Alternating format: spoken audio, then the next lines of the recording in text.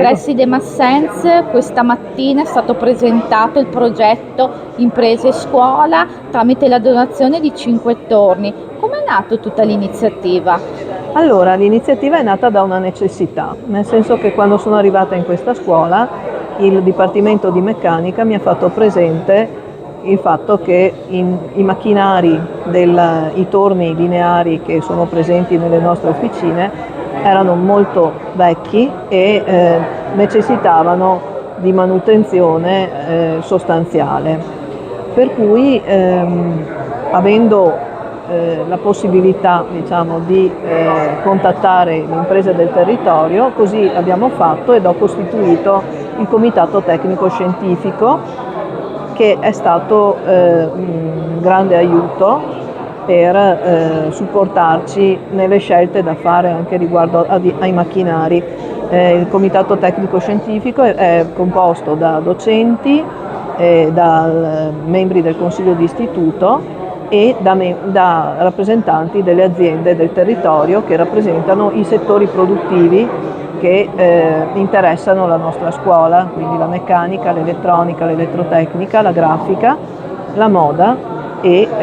appunto la manutenzione e assistenza tecnica. E quindi da questo è sorta una collaborazione con Confartigianato che si è resa disponibile per valutare i macchinari che avevamo nelle nostre officine, e dalla valutazione è emerso che diciamo, per metterli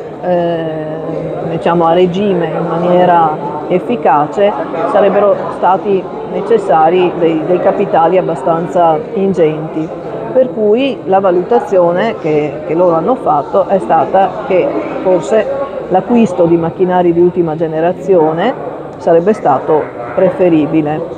e in questo ci hanno supportato moltissimo. È partita la signora Possamai, figlia del signor Possamai, che appunto fondatore di una delle aziende più importanti del nostro indotto, che aveva studiato a suo tempo alla scuola professionale all'Ipsia e voleva appunto come lascito testamentario donare un macchinario alla scuola. Con l'interessamento del nostro Presidente del Consiglio di Istituto è stato individuato il modello di macchina che poteva essere acquistata e la signora Possamai l'ha appunto donata alla scuola. Di seguito Confartigianato e altre 3 imprese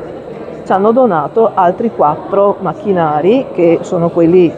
che sono presenti in questa officina, in questo laboratorio, che sono appunto di ultima generazione e che permettono ai nostri studenti di riprendere in maniera efficace lo studio e la pratica, diciamo, di queste macchine. Noi abbiamo anche torni a controllo numerico, però per poter accedere e capire il funzionamento devono necessariamente passare per il tornio lineare, e quindi adesso speriamo che nuove aziende si uniscano e possiamo ulteriormente, insomma, implementare le nostre dotazioni in funzione della preparazione degli studenti che poi andranno a costituire la forza lavoro a livello sia, diciamo,